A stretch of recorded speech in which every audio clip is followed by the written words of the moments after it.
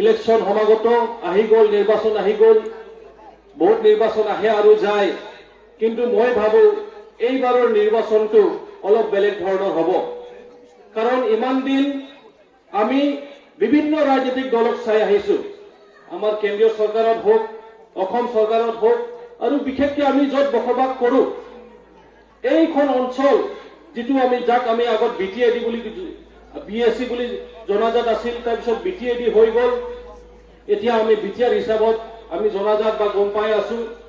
এইখন অঞ্চলত যিবিলাক আমি বসবাস কৰো, ইয়াত যোৱা ক'বলৈ গ'লে বিশেষকৈ BSCটো 1993 গঠন হ'ল, কিন্তু 2003 চনৰ পৰা যিটো BTC গঠন হ'ল, বড়োলেণ্ড টেৰিটৰিয়েল কাউন্সিল গঠন হ'ল, সেই 2003 চনৰ পৰা আমি এটা বিশেষ এটা চৰকাৰ পালো, লোকেল গভৰ্ণমেণ্ট এটা পালো। আৰু এই গভৰ্ণমেণ্টৰ জৰিয়তে, এই চৰকাৰৰ জৰিয়তে বিশেষকৈ আমাৰ 4খন জিলা কোকৰাঝাৰ, চিৰাং, আমাৰ বাক্সা আৰু ওদালগুৰিৰ যিমান আমি ৰাইজসকল আছো, আমালোকৰ যিমানখিনি উন্নতি কৰিব লাগে, আমাৰ কাৰণে ভাল হ'ব লাগে, আমাৰ যিখিনি সমস্যা সমাধান কৰিব লাগে, মেইনলি তেখেতসকলৰ দায়িত্ব আছিলে। আৰু এই BTCখনত কোনে ৰাজত্ব কৰিছিলে, কোনে ইয়াত চৰকাৰ গঠন কৰিছিলে, আমি সকলোৱে জানো। সেইখন আছিলে BPF বা বড়োলেণ্ড পিপলছ ফ্ৰণ্ট, নাঙল দল। আৰু চিফ হিচাপত আমি পাই আহিছিলো হাগ্ৰামা মহিলাৰী ডাঙৰীয়া, আৰু তেখেতৰ নেতৃত্বত বিভিন্ন আমি গম পাইছিলো যে বিভিন্ন তেখেতসকলৰ EM বা MCLA সকল আছিলে। এই 17 বছৰত যিখিনি ইয়াত পুঁজি আহিছে, যিখিনি ফাণ্ড আহিছে, যিখিনি আঁচনি স্কিমবিলাক আহিছে, যিখিনি সুবিধাবিলাক আহিছে, আপুনি চেন্ট্ৰেল গভৰ্ণমেণ্টৰ পৰা কওক, আপোনাৰ ষ্টেট গভৰ্ণমেণ্ট ফালৰ পৰা কওক, আৰু আমাৰ নৰ্থ ইষ্টৰ কাৰণে মিনিষ্ট্ৰী অফ ডনাৰ আছে, department of north east region, north eastern council আছে, সেই বিভিন্ন যিবিলাক সোৰ্চ আছে, বিভিন্ন জাগাৰ পৰা ইয়াত ফাণ্ড আহিছে, স্কিম আহিছে, আঁচনি আহিছে। আৰু এই 17 বছৰত যিমানখিনি ফাণ্ড আহিছে, যিবিলাকে হিচাপ কিতাপ কৰে, তেখেতসকলে কয় যে 17 বছৰত আমাৰ ইয়াত বহুতখিনি উন্নতি হৈ গ'ল হয়। এই 4খন জিলাৰ প্ৰত্যেকখন অঞ্চল, প্ৰত্যেকখন অঞ্চলৰ প্ৰত্যেকখন টাউন, প্ৰত্যেকখন টাউনৰ প্ৰত্যেকখন লেন আৰু বাইলেন, আৰু ধৰক প্ৰত্যেকখন গাঁও, প্ৰত্যেকখন গাঁৱৰ প্ৰত্যেকখন ঘৰ আজি চিকমিক কৰিলে হয়, জিলিকিলে হয়, ৰাস্তা ঘাটবিলাক ভাল হৈ গ'ল হয়, আমাৰ পঢ়া শুনা শিক্ষা চিষ্টেমটো ভাল হৈ গ'ল হয়, স্বাস্থ্যৰ কাৰণে যিটো সুবিধা কৰি দিব লাগিছিল সেইটো ভাল হৈ গ'ল হয়, আমাৰ যিবিলাক দৰিদ্ৰ মানুহৰ কাৰণে MGNREGA জব কাৰ্ডৰ যিবিলাক সুবিধা আছে সেইটো ৰেগুলাৰ হৈ গ'ল হয়, আমাৰ যিবিলাকে ৰেচন কাৰ্ড পাব লাগে, সেইবিলাক BPL কাৰ্ড পাব লাগে, সেইবিলাক ভালকে পালে হয়, আমাৰ যিবিলাকে পেঞ্চন পাব লাগে, বৃদ্ধা পেঞ্চনক কওক, বিধৱা পেঞ্চন কওক, সকলোৱে ভালকে পালে হয়। কিন্তু আমি যোৱা 17 বছৰত কি দেখিলো?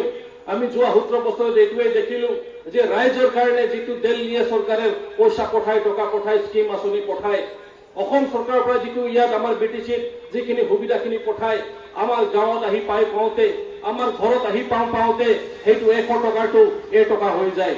তেনেকুৱা অৱস্থাতহে আমি আমাৰ খিনিত, আমাৰ জাগাত বা আমাৰ গাঁৱত আমি পাইছো। এইটোৱে বৰ দুখ লগা কথা। তাৰমানে ইয়াত কি হৈছে? ব্যাপক হাৰত ইয়াত দুৰ্নীতি হৈছে, ব্যাপক হাৰত ইয়াত কৰাপশ্যন হৈছে। আমাৰ যিখিনি পাব লগা প্ৰাপ্য, আমাৰ পাব লগা যিবিলাক অধিকাৰ, তাৰ পৰা আমাক ৰাইজক, সৰ্বসাধাৰণক আমাক বঞ্চিত কৰা হৈছে। এইটোৱে বৰ দুখ লগা কথা। কিন্তু চৰকাৰৰ কাম কি? যিজন চৰকাৰ, তেখেতৰ এটা দায়িত্ব আছে, কাৰণ ভোটৰ সময়ত তেখেতে ৰাইজৰ মাজত ভোট ভিক্ষা কৰিবলৈ আহে, তেখেতে ৰাইজৰ মাজত আমাক ভোট বিচাৰিবলৈ আহে।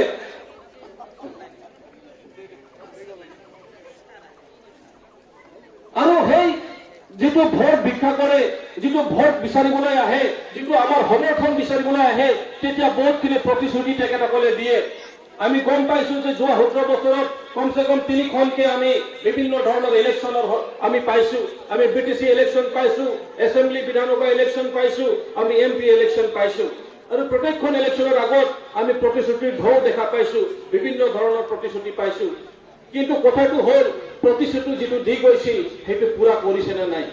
সঁচাৰূপে সেই প্ৰতিশ্ৰুতিবিলাক, যিবিলাক প্ৰমিছ দিছিলে আমাক, যিবিলাক কথা দিছিলে আমাক, সেইবিলাক কথা, সেইবিলাক প্ৰতিশ্ৰুতি আজি ফুলফিল কৰিছে নে নাই, পুৰা কৰিছে নে নাই, সেইটো আমাৰ আজি পৰীক্ষা কৰাৰ দৰকাৰ আছে, আজি চাবলৈ দৰকাৰ আছে। আৰু সেইকাৰণে মই বিশেষকৈ এইটোৱে ক'ব বিচাৰিছো সৰ্বসাধাৰণক, ৰাইজক, যে আপোনালোকে নিজে পৰীক্ষা নিৰীক্ষণ কৰক, সঁচাৰূপে এইখন চৰকাৰে আমাৰ কাৰণে, ৰাইজৰ কাৰণে কাম কৰিছে নে নাই।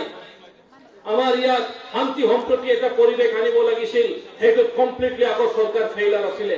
কাৰণ আমি জানো যে তেখেতসকলৰ জৰিয়তে যিটো আমি জানো যে যিবিলাক জংগলত আছিলে, যিবিলাক আমাৰ অস্ত্ৰধাৰীসকল আছিলে, তেখেতসকলৰ সমস্যা সমাধান কৰাৰ ক্ষেত্ৰত তেখেত কমপ্লিটলি বিফল, কমপ্লিটলি ফেইলাৰ হৈ গৈছিলে। নহলে চৰকাৰৰ হিচাপত তেখেতৰ এটা দায়িত্ব আছিলে, এটা ৰেছপন্সিবিলিটি আছিলে যে আপোনালোকৰ কি সমস্যা হৈছে, আহক আমি কথা পাতিম, আহক মই কেন্দ্ৰীয় চৰকাৰৰ লগত, অসম চৰকাৰৰ লগত, ভাৰত চৰকাৰৰ লগত আপোনালোকক বহুৱাম আৰু কি সমস্যা আছে আমি একেলগত সমাধান কৰিম।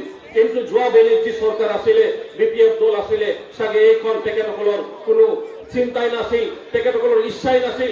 তেখেতসকলে বিচাৰিছিলে যাতে ইয়াত সদায় হিংসা হয়, সদায় যাতে ইয়াত হিংসা এটা পৰিৱেশ যাতে হয়, যাতে থাকে, মানুহবিলাক যাতে ভয়ত থাকিব লগা হয়, তেনেকুৱা এটা পৰিৱেশ তেখেতসকলে বিচাৰিছিলে। আৰু সেইকাৰণে সমাধান কেতিয়াও নহল। আমাৰ বড়ো জনগোষ্ঠীৰ সকলৰ ফালৰ পৰা চিজ ফায়াৰত আছিলে আৰু কেইজনমান জংগলত আছিলে। আমাৰ চাওতাল আদিবাসী জনগোষ্ঠীৰ পৰা কেইজনমান চিজ ফায়াৰত আছে, কেইজনমান জংগলত আছিলে। তেনেকুৱা ধৰণৰ বিভিন্ন জাতি জনগোষ্ঠীৰ মানুহ এই অৱস্থাত আছে, কিন্তু সমাধান সূত্ৰ তেখেতসকলে কেতিয়াও উলিয়াই নিদিলে। তাৰমানে এইটোৱেই, তেখেতসকলে হিংসাটো জীৱিত ৰাখিব বিচাৰিছে, শান্তিৰ সম্প্ৰতিৰ পৰিৱেশ আনিব বিচৰা নাই। কিন্তু ৰাইজসকল আমি জানো যে আমি সকলোৱে শান্তি সম্প্ৰতি এটা পৰিৱেশ আমি বিচাৰো। তো এইখিনি পৰিৱেশটো যিটো চৰকাৰ হয় তেখেতসকলে ফেইলাৰ হৈ গল, যিটো চৰকাৰত থাকি তেখেতসকলে কৰিব নোৱাৰিলে। কিন্তু আমি এইজনৰ নেতৃত্বত, এইজনৰ মানুহৰ নেতৃত্বত আৰু বিশেষকে কেইটামান সংগঠন দল সংগঠনৰ নেতৃত্বত আমি চাবলৈ পালো যে সেইখন সম্ভৱ হৈ উঠিল। তেখেতসকলে চৰকাৰত নাছিল, তথাপিও তেখেতসকলে এইখন কাম সম্ভৱ কৰি তুলিলে। আমি জানো যে প্ৰমোদ বড়ো ডাঙৰীয়াৰ নেতৃত্বত, আমাৰ এছৰ নেতৃত্বত, আমাৰ NDFB যিবিলাক আমাৰ এটা ভাল যিবিলাক চিন্তাধাৰাৰ লিডাৰসকল আছে, তেখেতসকলৰ নেতৃত্বত আমি জানো যে আমাৰ তৃতীয় শান্তি চুক্তিখন হৈ গল। অসম চৰকাৰৰ লগত, ভাৰত চৰকাৰৰ লগত BTR একৰ্ডখন হৈ গল। আৰু এইটো আমাৰ কাৰণে ডাঙৰ এটা ছাকচেছ বুলি ক'ব পাৰিম। কাৰণ BTR চুক্তিৰ জৰিয়তে যিটো আমি BTR বাকীয়ে যিটো এটা আমি উপহাৰ পালো, যিটো আমি এটা ৰাস্তা পালো, যিটো এটা আমি এতিয়া পৰিৱেশ পাবলৈ এতিয়া সক্ষম হৈছো, সেইটো সঁচাকৈ প্ৰশংসনীয়। আৰু সেইকাৰণে মই কম যে চৰকাৰত নাথাকি যিবিলাকে ইমান ধুনীয়া কাম কৰিব পাৰিছে, চৰকাৰত আহিলে কিমান আৰু ভাল কাম হ'ব, আপোনালোকে নিজে চিন্তা কৰক। আৰু সেইকাৰণে মই ভাবো প্ৰমোদ বড়ো ডাঙৰীয়াৰ কাৰণে যিবিলাক নেতৃত্বত যিবিলাক লিডাৰৰ নেতৃত্বত আমি এইখন চুক্তিখন হৈ গল, তেখেতসকলৰ নামত এটা ডাঙৰ হাত চাপৰি হ'ব লাগে। মই ভাবো সকলোৱে এটা হাত চাপৰি তেখেতসকলৰ কাৰণে আমি দিব লাগে উচিত। কাৰণ তেখেতসকলৰ নেতৃত্বতে আমি এইখন পৰিৱেশ পাবলৈ সক্ষম হৈছো। আমি জানো যে 2-1 দিনৰ আগত আকৌ আমি খবৰ পাইছো যে কেইজনমান জংগলত আকৌ ঘূৰি গল। কাৰ কাৰণে ঘূৰি গল, কিয় ঘূৰি গল, আমি ভালকে গম পাওঁ। কাৰণ মিডিয়াত, ছচিয়েল মিডিয়াত যিবিলাক ভাষ্য তেখেতসকলে দিছে, যাৰ বিৰুদ্ধে তেখেতসকলে কথা কৈছে, সেইটো স্পষ্ট যে তেখেতসকলে BPF-এ স্পন্সাৰ কৰিছে, তেখেতসকলক BPF-এ পঠাইছে আৰু তেখেতসকলে হিংসাটো বিচাৰিছে। আৰু সেইকাৰণে সেইবিলাক মানুহক আকৌ জংগলত পঠোৱা হৈছে, এইটো স্পষ্ট হৈ গৈছে। কোনে শান্তি সম্প্ৰতি বিচাৰে আৰু কোনে হিংসা বিচাৰে। আজি দুধ পানী হৈয়ে গল। আমি গম পায়ে গলো যে এইবিলাক মানুহ যিবিলাক আকৌ জংগলত গল, আমি জানো যে ইলেকশ্যনৰ টাইমত তেখেতসকলৰ BPF-ৰ লগত আছিল। সেইবিলাক মানুহে জংগলত গৈছে আৰু যিটো ভাষ্য দিছে, যিটো তেখেতসকলে কথা কৈছে, সেই কথাৰ পৰা স্পষ্ট যে তেখেতসকল BPF-ৰ মানুহ। BPF-এ তেখেতসকলক স্পন্সাৰ কৰিছে, তেখেতসকলক পঠাইছে, কাৰণ তেখেতসকলে হিংসা বিচাৰে, তেখেতসকলে শান্তি সম্প্ৰতিত, শান্তিত আমাক থাকিবলৈ নিদিয়ে, তেনেকুৱা এটা পৰিৱেশ ৰাখিব বিচাৰে। আৰু সেইকাৰণে মই আপোনালোকক অনুৰোধ জনাম যে আমি এনেকুৱা দলৰ লগত থাকিব লাগিব যি দলে আমাৰ মাজত এটা শান্তিৰ সম্প্ৰীতিৰ এটা পৰিৱেশ আনিব বিচাৰিছে। য'ত শান্তি নাই তাত কেতিয়াও উন্নতি হ'ব নোৱাৰে। 17 বছৰত কিয় আমি পিছ পৰি আছো? ইমান টকা আহিল, ইমান ফাণ্ড আহিল, ইমান স্কিম আঁচনি আহিল, কিন্তু এতিয়া তথাপিও আমি কিয় পিছ পৰি আছো? বিশেষকৈ আপোনালোকে যদি চাই, ভিতৰুৱা অঞ্চলবিলাকত যদি যায়, বিশেষকৈ ফৰেষ্ট এৰিয়াত যদি যায়, সেই পাহাৰীয়া অঞ্চলত বৰ্ডাৰ এৰিয়াজ বিলাকত যদি আপোনালোকে যায়, স্পষ্ট দেখা পাব ৰূপটো কিমান বঞ্চিত হৈ আছে, কিমান ডিপ্ৰাইভ হৈ আহিছে। তাতে আপোনাৰ চাওতাল জনগোষ্ঠীয়ে কওক, বড়ো জনগোষ্ঠীয়ে কওক, আপনার গোর্খা জনগোষ্ঠীয়ে কক সকল জনগোষ্ঠীর মানুষ এতিয়া বঞ্চিত হয়ে আছে। না ভাল রাস্তাঘাট আছে, না খোয়া পানির ভাল ব্যবস্থা আছে, না ভাল থাকার ঘর আছে, না পড়াশোনার ভাল ব্যবস্থা আছে, না স্বাস্থ্যর কারণে কিবা একটা ভাল ব্যবস্থা আছে, কোনো নাই। কিন্তু 17 বছর তেনেহলে আপনাকে কি করিলে? 17 বছর যে ইমানখিনি আপনাকে ফান্ড পুঁজি পালে কত ব্যবহার করিলে, সেইটোৰ হিসাব আপনাকে পাব্লিকৰ সন্মুখত দিয়ক। সেইটো হিসাব দিয়াৰ পাব্লিকৰ সন্মুখত হিসাব দিয়াৰ ক্ষমতা নাই। ৰাইজ BPF-ৰ ক্ষমতা নাই, ডেভেলপমেন্ট এজেন্ডা লৈ আপোনালোকৰ ওচৰত অহাৰ তেখেতসকলৰ ক্ষমতা নাই। কি ক'ব আপোনালোকক, কি ক'ব যে আপোনালোকৰ কাৰণে এইটো কৰি দিছো, আপোনালোকৰ কাৰণে আমি এইটো কৰি দিছো, সেইটো ক'বলৈ ক্ষমতা নাই। কিয়? কাৰণ লুণ্ঠন হৈছে অকল। আমাৰ পুঁজিবিলাক তেখেতসকলে লুটিছি লৈছে, লুটি খাইছে, আৰু সেইকাৰণে তেখেতসকলে ডেভেলপমেন্ট এজেন্ডা লৈ আমাৰ সন্মুখত আহিব নোৱাৰে, ভাষণ ৰাখিব নোৱাৰে। ভাষণত কি কয়? খালি UPPLৰ বিৰুদ্ধে আপোনালোকে ভাষণ শুনিব, খালি প্ৰমোদ বড়ো ডাঙৰীয়াৰ বিৰুদ্ধে আপোনালোকে তেখেতসকলৰ ভাষণত শুনিব। আৰু কি কৰিব তেখেতসকলে? মানুহৰ মনত ভয় সোমাই দিব, মানুহৰ মনত শংকা সোমাই দিব, মানুহৰ মনত ডাউট সোমাই দিব। আৰু সেই ভয় আৰু শংকা যিটো সোমাই দিয়ে, সেই ভয় আৰু শংকা দি সোমাই দি কিনি তেখেতসকলে ইলেকশ্যনত পাৰ হ'ব বিচাৰে। আৰু দ্বিতীয় ফৰ্মুলাটো হ'ল তেখেতসকলে টকা দিয়ে, মানুহক টকা দি কিনিব বিচাৰে। এতিয়া আমি কি 1,000 টাকা দাম নেকি? আমাৰ কি 10,000 টাকা দাম? আমাৰ কি 1 লাখ টকা দাম? না আমাৰ কি 10 লাখ টকা দাম? মানুহৰ জীৱন আপুনি কিনিব নোৱাৰে, মানুহক আপুনি কিনিব নোৱাৰে। আমাৰ প্ৰত্যেকখন মানুহৰ আমি বিনামূল্য, আমি কম প্ৰাইচলেছ যিটো কয়, তাৰমানে আমাৰ মূল্য নাই, অমূল্য যাক কয়, অমূল্য, আমাক কোনেও কিনিব নোৱাৰে। আৰু সেইকাৰণে মই বিশেষকৈ আপোনালোকক ক'ব বিচাৰিছো যে তেখেতসকলৰ যিটো টকা পইচা কিনা বেচাৰ যিটো ৰাজনীতি, এইবাৰ আপোনালোকে উৎখাত কৰক। তেখেতসকলে যিটো মানুহৰ মনত যিটো ভয় শংকা সোমাই দি আছে, মই কওঁ যে এইবাৰ চাগে আপোনালোকে সেইখিনি নকৰিব, আপোনালোকৰ মনত চাগে ভয় নাথাকিব। যোৱাবেলে বহুত ভয় সোমাই দিছে, বিশেষকৈ আমাৰ বড়ো জনগোষ্ঠীৰ মনত ভয় সোমাই দিছে যে এই বিটিআৰ ৰেকৰ্ডখন বেকাৰ, এইখনৰ কোনো কাম নাই। তেনেহ'লে নিজে কিয় চহী মাৰিছে? তাতে নিজে যে উইটনেছ হিচাপত যে সাক্ষী মাৰিছে, চিগনেচাৰ মাৰিছে, তেখেতটো ইমান বুৰ্বক হ'ব নোৱাৰে। তেখেত যদি বুদ্ধিমান মানুহ হয়, তেখেত যদি ইমান দিন চিফ হৈ আছিল 17 বছৰ, আপুনি বিনা পঢ়াকৈ আপুনি চিগনেচাৰ মাৰিব নেকি? নিজৰ চহীটো তাত আছে, নিজৰ চিগনেচাৰতো সেই বিটিআৰ ৰেকৰ্ডত আছে। এতিয়া কৈ আছে বিটিআৰ ৰেকৰ্ডটো একো কামৰ নহয়। তেনেহ'লে আপুনি চিগনেচাৰ মাৰিবই নালাগিছিল। কিয় মাৰিলে আপুনি চিগনেচাৰ? সেইটোৱে প্ৰমাণ যে তেখেতসকলে চিগনেচাৰটো মাৰি দিলে, পিছত এতিয়া কি এজেণ্ডা বনাব, এই এটা এজেণ্ডা বনাই আছে যে এইটোত কাম নাই। কিন্তু আপোনালোকক কৈ আছো যে এই বিটিআৰ ৰেকৰ্ডত এনেকুৱা বস্তুবিলাক আছে যিটো নৰ্থ ইষ্টৰ উত্তৰ পূৰ্বাঞ্চল যিমান ৰাজ্য আছে, আসাম, মেঘালয়, মণিপুৰ, আমাৰ মিজোৰাম, মেঘালয়, অৰুণাচল প্ৰদেশ, নাগালেণ্ড, কোনো ৰাজ্যত তেনেকুৱা বিষয়বিলাক নাই। এনেকুৱা বিষয়বিলাক আমি বিটিআৰত লাভ কৰিবলৈ সক্ষম হৈছো। ইমান ডাঙৰ ডাঙৰ চেন্ট্ৰেল ইউনিভাৰ্চিটি, ইমান ডাঙৰ ডাঙৰ যিবিলাক প্ৰতিষ্ঠান অনুষ্ঠান যিবিলাক আমি পাই আছো, আমি কম যে ৱৰ্ল্ড ক্লাছ আমি প্ৰতিষ্ঠান অনুষ্ঠানবিলাক পাই আছো, ইউনিভাৰ্চিটিবিলাক পাই আছো, যিটো ৰাজ্য হিচাপে বেলেগ ৰাজ্যে পোৱা নাই। সেইটো আমাৰ কাৰণে ইমান ডাঙৰ গৌৰৱৰ কথা। আমাৰ ল'ৰা ছোৱালীবিলাকে এতিয়া কোৱালিটি এডুকেশ্যনৰ কাৰণে, ভাল পঢ়া শুনা কাৰণে, ভাল শিক্ষাদান পাঠদান কৰিবলৈ বাহিৰত যাব লগা নালাগে। এতিয়া আমি গাৰ্জেন হিচাপে বহুত চিন্তা কৰো। এতিয়া গুৱাহাটীত পঠালে, বেংগলোৰ, দিল্লীত পঠালে, মুম্বাইত পঠালে, কলিকতাত পঠালে বহুত টকা পইচা খৰচা হয়। কিন্তু তেনেকুৱা ধৰণৰ অনুষ্ঠান আমি বিটিআৰৰ ভিতৰত পাই আছো। কিমান গৌৰৱৰ কথা। আমাৰ ল'ৰা ছোৱালীবিলাকে ভাল শিক্ষাদান পাব, কোৱালিটি এডুকেশ্যন পাব। আৰু আমাৰ কাৰণে বিশেষকৈ ইয়াত বিভিন্ন জাতি জনগোষ্ঠীক ইয়াত স্থান দিয়া হৈছে। এই বিটিআৰ ৰেকৰ্ডে সকলো জাতি জনগোষ্ঠীক সন্মান জনাইছে। আমাৰ গোৰ্খাসকলৰ কাৰণে গোৰ্খা ভৱন আছে, আমাৰ ইয়াত বিৰছা মুণ্ডা কালচাৰেল কমপ্লেক্স আছে, ইয়াত আমাৰ ডক্টৰ ভূপেন হাজৰিকাৰ নামত ভৱন আছে, কালচাৰেল কমপ্লেক্স আছে, আমাৰ ইয়াত স্বামী বিবেকানন্দৰ নামত আছে। সকলো জাতি জনগোষ্ঠীক লৈ আমাৰ মাইনৰিটি বোৰ্ড আছে, ইয়াত সকলো জাতি জনগোষ্ঠীক লৈ এইখন চুক্তিখন বনোৱা হৈছে। সকলো জাতি জনগোষ্ঠীক সন্মান জনোৱা হৈছে। ইমান ধুনীয়া চুক্তি আমি আগবাঢ়িব লাগে, ভাল পাব লাগে, আমি সমৰ্থন জনাব লাগে। আৰু বিশেষকৈ আমি যি এতিয়া বিটিআৰৰ হিচাপে যিখিনি ক্ষমতা পালো, এতিয়া ডিচি আমাৰ বিটিআৰ চৰকাৰৰ আণ্ডাৰত হ'ব, SP বিটিআৰ চৰকাৰৰ আণ্ডাৰত হ'ব, অধীনত হ'ব। আমাৰ গতিত এতিয়া কৰিব পাৰিম আৰু আমাৰ ওচৰত বেছি ক্ষমতা থাকিব। আৰু এতিয়া উন্নতিবিলাক এনেকুৱা ধৰণত হ'ব, চেন্ট্ৰেল গভৰ্ণমেণ্টৰ যিমান ফাণ্ড এতিয়া ভায়া ষ্টেট হৈ নাহে, ডাইৰেক্ট আমি ইয়াত আমাৰ বিটিআৰত চেন্ট্ৰেল গভৰ্ণমেণ্টৰ স্কিম আৰু ফাণ্ডবিলাক পাম। সেইটো আমাৰ কাৰণে গৌৰৱৰ কথা। এইখন চুক্তিয়ে সেইটো কৰি দিছে। আমি ডাইৰেক্ট নৰ্থ ইষ্টাৰ্ণ কাউন্সিলৰ মেম্বাৰ হৈ গলো, আমি ডাইৰেক্ট নেডাৰ মেম্বাৰ হৈ যাম। আমাৰ কাৰণে কিমান ভাল কথা, ভাল খবৰ। আৰু বিশেষকৈ মই এইটোৱে ক'ব বিচাৰিছো যে যোৱাবেলিত যিজন চিফ আছিলে, ইয়াত কিমান হাজাৰ হাজাৰ কোটি টকা আহিছে বছৰত, সেইটোতে সন্তুষ্ট হৈ থাকে, সেইটো দিয়ে কাম কৰিব বিচাৰে। তাৰ পৰা খালি হিচাপ কিতাপ উলিয়াই যে আমি কিমান খাম, কিমান থম, কিমান পাব্লিকক দিম, এইটো হিচাপ কিতাপতহে ব্যস্ত হৈ থাকে। কিন্তু তাৰ বাহিৰে যে আকৌ ফাণ্ড আনিব পাৰে, আমাৰ ভাৰত সৰকাৰেৰ যে দিল্লিৰ যে বিভিন্ন মন্ত্ৰালয় আছে, বিভিন্ন যে বিভাগ আছে, সেই বিভাগেৰ পৰা আমি যে আকৌ টকা পইচা আনিব পাৰিম, ফাণ্ড পুঁজি আনিব পাৰিম, ইয়াত আমাৰ ৰাইজৰ কাৰণে যাতে ভাল হয়, সেই কামটো তেখেতে কেতিয়াও কৰা নাই। এতিয়া আপুনি তাক কি বুলি ক'ব? তাৰ দিমাগত তাৰ বুদ্ধি হয়তো নাছিল, না তাৰ যিবিলাক বুদ্ধিজীৱীসকল আছিলে তাক যিবিলাক এডভাইচ দিছিলে সেইবিলাকৰ মনত বা সেইবিলাকৰ মানে জ্ঞানেই নাছিল, কি বুলি ক'ব? না জানি বুজি সেইটো অনা নাই, কি বুলি ক'ব? নে কি এখানে ইয়াত টকা পইচাৰ হিচাপতে তেখেতসকলে ব্যস্ত হৈ থাকিল, কৰাপশ্যনত ব্যস্ত হৈ থাকিল, সেইকাৰণে সেইবিলাক পুঁজি এক্সট্ৰা পুঁজি আমাৰ ভালৰ কাৰণে আনিবলৈ তেখেতসকলে সময় নাপালে।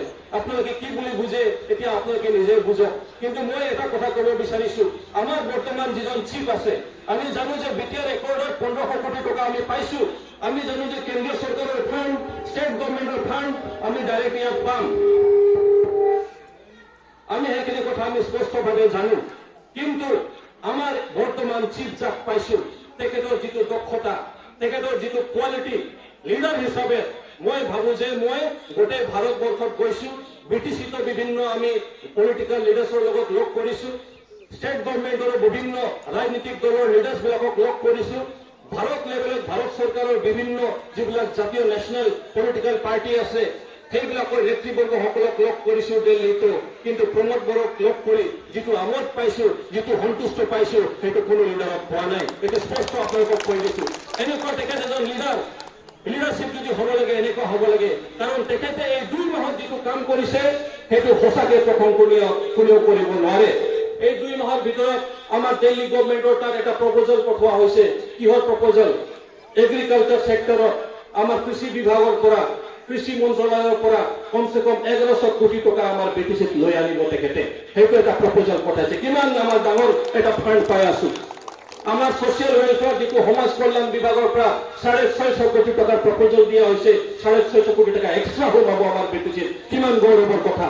তেনেকুৱা বিভিন্ন যিবিলাক আমাৰ বিভাগ আছে, সকলো বিভাগত তেখেতে প্ৰপ'জেল পঠাব।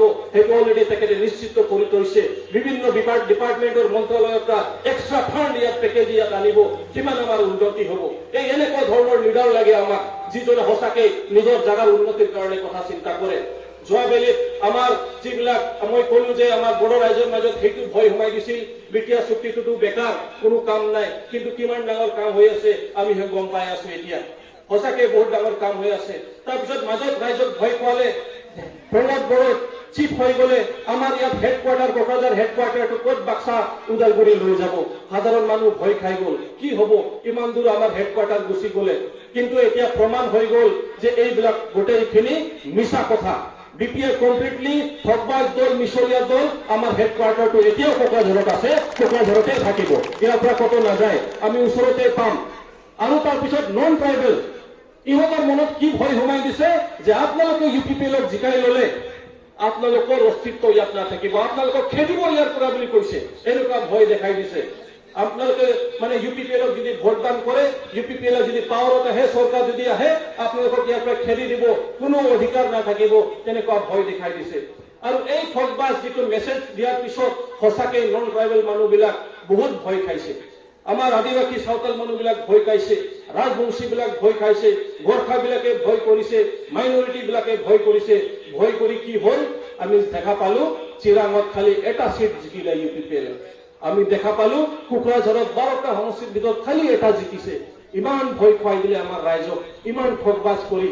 এতিয়া চাওক কি প্ৰমাণ হৈ গ'ল, চৰকাৰ গঠন হৈ গ'ল। এতিয়া কি নন ট্ৰাইবেল মানুহক খেদিছে ইয়াৰ পৰা কি খেদিছে? না আমি ইয়াত আছো, আমি ইয়াতেতো আছো, আমাকতো খেদা নাই। উল্টা যিটো ভূমিৰ অধিকাৰ সকলো জাতি জনগোষ্ঠীক দিব লাগে, সেই ভূমিৰ অধিকাৰবিলাক এতিয়া দি আছে। 5744টা পৰিয়াল পাই গ'ল, 11000 পৰিয়ালৰ ৰেডি আছে। 2021 চনৰ ভিতৰত 1 লাখ পৰিয়ালে মাটি প্ৰদান পাব, মাটি পট্টা বা মাটিৰ কাগজবিলাক পাব। কিমান গৌৰৱৰ কথা, সকলোৱে পাব। বড়ো জনগোষ্ঠীৰ পৰা আৰম্ভ কৰি সকলো জনগোষ্ঠীয়ে সেইখিনি তেখেতসকলে লেণ্ড ডকুমেণ্টবিলাক পাব, নথি পত্ৰবিলাক পাব।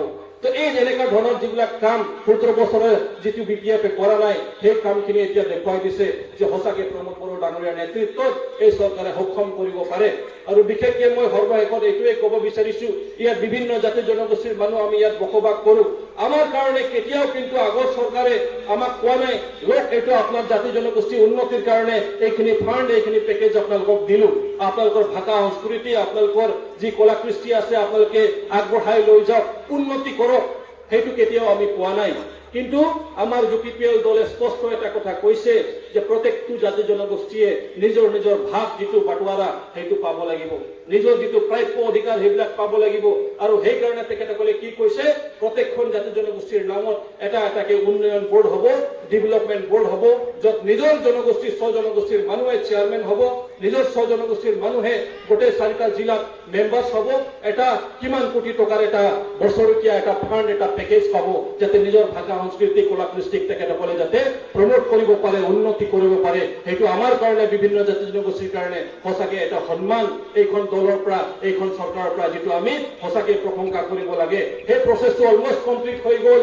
মডেল কোড অফ কণ্ডাক্ট লগাৰ কাৰণে হয়তো এনাউন্সমেন্টটো হোৱা নাই কিন্তু হৈ যাব এইটো আপোনালোকে নিশ্চিত হৈ থাকক সৰ্বশেষত মই এইটোৱে ক'ব বিচাৰিছো আপোনালোকক যে আমাৰ ইউপিপিএল দলে সঁচাকে ৰাইজে যাতে কোনো অসুবিধাত নপৰে ৰাইজে যেতিয়া অফিচত যায় কেতিয়াবা অফিচাৰক লগ নাপায় ৰাইজে যেতিয়া অফিচত যায় কেতিয়াবা কয় অফিচাৰ মিটিঙত আছে কেতিয়াবা ৰাইজে যেতিয়া অফিচত যায় অফিচাৰ বোলে ছুটিত আছে তেনেকুৱাকে কেতিয়াবা লগ নাপায় 3 দিন 4 দিন ঘূৰিব লগা হয় এটা অফিচত তেনেকুৱা অৱস্থা হৈ আছিল আৰু আপনাৰ যদি কাম বিলাক হয় তাহলে পিয়নৰ পৰা আৰম্ভ কৰি সকলোকে পইচা দিব লাগে ঘুষ দিব লাগে এটা টেবুলৰ পৰা আন এটা টেবুল যাবলৈ কাগজ টকা পইচা দিব লাগে বহুত মানুহে এখানে অফিস যোৱাটোৱে এৰি দিয়ে আৰু কামটো নকৰে এনেকুৱা অৱস্থা হৈ আছিল সিস্টেমটো ঠিক কৰিব পৰা নাই যোৱা 17 বছৰত ইমান হাৰাশাস্তি হৈছে পাব্লিক বিলাকৰ ৰাইজ বিলাকৰ আৰু এতিয়াও গম পাই আছো যে বহুতে জব কাৰ্ড পোৱা নাই এতিয়াও গম পাই আছো বহুতে বিপিএল কাৰ্ড বা ৰেশন কাৰ্ড পোৱা নাই